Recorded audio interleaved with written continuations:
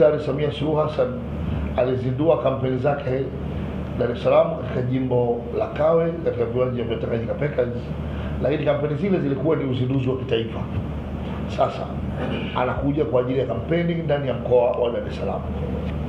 Kampeni katika mkoa wa Dar es Salaam tumezigawanya katika makundi matatu, ambapo tarehe 21 kuanzia asubuhi saa 3 asubuhi Daktari Samia Suluhu Hassan pamoja na msafara wake watafanya mkutano wa hadhara katika viwanja vya Leaders vilivyoko Kinondoni jijini Dar es Salaam.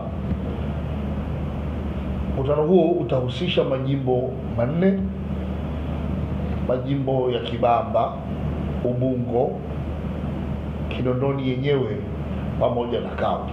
Ikumbukwe kabla ya kuja kuwa na wilaya nyingi, kulikuwa kuna wilaya 3, na wilaya ya Kinondoni ya zamani ilikuwa ikihusisha majimbo hayo.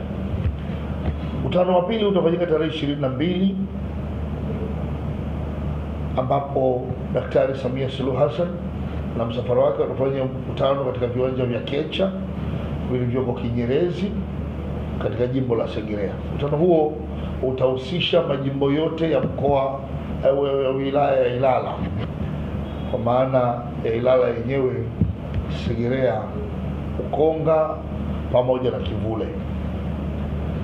Na mkutano wa mwisho utahitimishwa katika viwanja vya TANESCO vilivyoko Vituka, ambapo mgombea wetu watawanadi wagombea wa majimbo ya Kinondoni, Mbagala, Chamazi pamoja na Temeke yenyewe. Mikutano hii itafanyika